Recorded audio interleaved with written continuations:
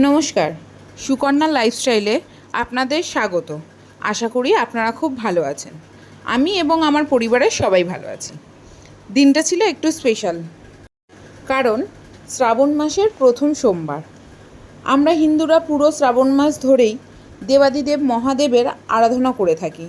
তবে শ্রাবণ মাসের প্রথম সোমবারগুলি হয় একটু স্পেশাল, কারণ সোমবার মহাদেবের পুজো করার একদম সঠিক দিন। আর তাই জন্যই শ্রাবণের প্রথম সোমবার অর্থাৎ 21শে জুলাই 2025-এ আমি চলে গেছিলাম কলকাতার এক বিখ্যাত শিব মন্দিরে। লোকেশনটা হলো ভূতনাথ মন্দির, আরোহীটলা ঘাটের কাছে। এই যে সবাই রেডি হয়ে বেরিয়ে পড়েছি। কিছুটা রাস্তা যাওয়ার পরেই আমার ছেলে গাড়িতে ঘুমিয়ে পড়েছে। সত্যি বলতে সবার চোখেই একটু ঘুম নেমে এসেছিল সেই সময়। সেদিন আমার দাদার অফিসটা ছুটি থাকায় দাদা গাড়ি করেই নিয়ে গেছিলো সবাই। ভালোই হলো, সবাই একসাথে চলে যেতে পেরেছিলাম। এই যে পৌঁছে গেছি শুনেই আমার ছেলের ঘুমটা ভেঙে গেছে। উঠেই যেই না দেখলো একটা ভিডিও বানাচ্ছি, মিচকে একটা হাসি দিয়ে নিল। ভূতনাথ যাচ্ছি শুনেই সবার একটাই কথা, একটু জোয়ারের জল নিয়ে আসিস তো। সব সময় তো আর যাওয়া হয় না। তো চলে গেছিলাম জোয়ারের জল আনতে। গিয়ে দেখি তখন ভাটা পড়ে। বাবা, মাথায় কি আঁকবি? ভোলেনাথ। ভোলেনাথ। যেহেতু আমার একমাত্র পুত্রের শখ হয়েছিল মহাদেবের থানে গিয়ে ভোলেনাথ আঁকবে, তাই জন্য আমরা এঁকে ফেললাম ভোলেনাথ কপালে। আর তারপরেই বসে পড়লাম চুড়ি পরতে। শ্রাবণ মাসে শুনেছি সবুজ চুড়ি বা সবুজ কিছু ধারণ করলে মহাদেবের এক বিশেষ আশীর্বাদ পাওয়া যায়। সেই জন্যই পরে নিলাম সবুজ চুড়ি, যদিও আগে কখনো আমি সবুজ চুড়ি পরিনি হাতে। ভূতনাথ মন্দিরে এখন আগের থেকেও বেশি ভিড় হয়, কারণ সবাই তো আর দূর দূরান্তরে গিয়ে সেই তারকেশ্বরে বা বৈদ্যনাথ ধামে গিয়ে জল ঢালতে পারে না। কাছে পিঠের মধ্যে বাবার মাথায় জল ঢালতে হলে বেশিরভাগ মানুষই চলে যায় এই ভূতনাথ মন্দিরে। যাই হোক, ভিডিওটা দেখে বুঝতেই পাচ্ছেন যথেষ্ট ভিড় হয়েছিল। রেলগেটের সামনে থেকে একদম মন্দির পর্যন্ত লম্বা লাইন।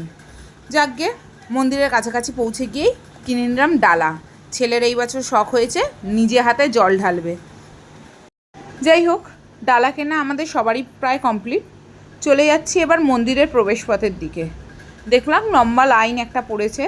গিয়ে বুঝলাম লাইনটাকে একটু এঁকিয়ে বেঁকিয়ে নিয়ে দুটো লাইনে ডিভাইড করা হয়েছে।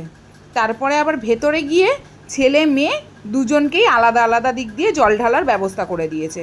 যেই জায়গায় একটু ফাঁকা ফাঁকা পেয়েছি সেই জায়গায় হু হু করে দৌড়েছি আমরা।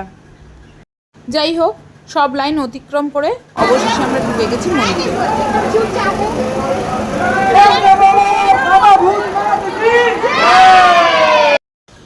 শান্তি মনে ভক্তিপূর্ণভাবে মহাদেবের মাথায় জল ঢালা কমপ্লিট আমাদের সবার।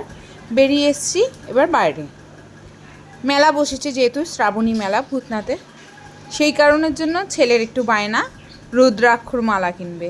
এবার আমি যতদূর শুনেছি রুদ্রাক্ষ নাকি সবাইকে পড়তে নেই, তাই জন্য একটু এদিক ওদিক ঘুরিয়ে কয়েকটা খেলনা কিনে দিয়ে চলে এসেছি জোয়ারের জলটা তুলবো বলে। এবারে এখন এসছে জোয়ার, তাও সময়টা দেখলাম ঘড়িতে তখন 7:45-এ জোয়ার আসার মেন সময় কলকাতায়। তাই জন্য একটু অপেক্ষা করে গঙ্গার ঘাটে বসেছিলাম। গঙ্গার বেশ হাওয়া খেতেও ভালো লাগে। দাদা, আমি, আমার বর, আমার ভাই, আমার ছেলে সবাই মিলেই একটু আড্ডা মারলাম। যাক, অনেকটা রাত্রির হয়েছে। এবার আমাদের জোয়ারের জল তোলা প্রায় কমপ্লিট। 8 লিটার জল নিয়ে এসেছি ওখান থেকে সেদিন। ভালোই হয়েছিল দাদা গাড়ি করে নিয়ে এসেছিলো বলে, না হলে এতগুলো জল নিয়ে যে বাড়ি কী করে ফিরতাম নিজেও জানি না। আজকে মনটা খুব শান্তি লাগছে। ভক্তি ভরে সুন্দর করে বাবার কাছে জল ঢেলে পুজো দিতে পেরেছিলাম। আবার শ্রাবণের প্রথম সোমবার বাবার মাথায় জলটা ঢালতে পেরে না সত্যিই খুব ভালো লাগছিল। যেহেতু অনেকটা রাত হয়ে গেছে বললাম, তাই বেরিয়ে পড়লাম এবার বাড়ির উদ্দেশ্যে। প্রত্যেক দিন অফিস এবং দৈনন্দিন জীবনের মাঝখানে একটুখানি পরিবারকে নিয়ে ঘুরে আসলে সময়টা তো কেটেই যায়, আর কিছু স্মৃতিও হয়ে থাকে। আজকে যেরকম একটা স্মৃতি আমার কাছে হয়ে থাকলো, আমার ছেলে কিন্তু এত বড় হয়েছে তবুও এই প্রথম কোনো মন্দিরে গিয়ে বাবার মাথায় নিজে হাতে জল ঢেলে পুজো দিল। অন্যবারে সবসময় তো আমি ওর নামে পুজো দিই, আজকে প্রথমবার ওর নিজেই বাবার মাথায় জল ঢেলে পুজো দিয়েছে। এবং বাড়িতে এসে আমাকে এটাও বলেছে যে মা, এরপরে তুমি যখনই বাবার মাথায় কোথাও জল ঢালতে যাবে আমি তোমার সাথে যাব, কারণ ভোলেনাথকে আমার খুব ভাল লাগে আর ওনার পুজো দেওয়ার জন্য আমি সব কিছু করতে পারি। এইটুকুনি বাচ্চার মুখে এই কথাটা শুনেও বেশ ভালো লাগে।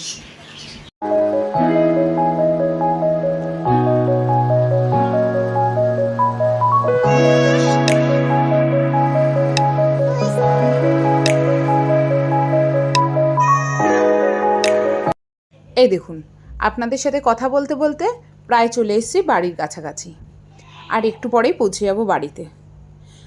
যাই হোক, দিনটা কেমন কাটলো সবটাই আপনাদের সাথে শেয়ার করলাম। আমার ভিডিওটা যদি ভালো লাগে অবশ্যই লাইক, কমেন্ট এবং শেয়ার করতে কেউ ভুলবেন না, এবং আমার চ্যানেলটাকে সাবস্ক্রাইব করতে কেউ ভুলবেন না কিন্তু। নমস্কার।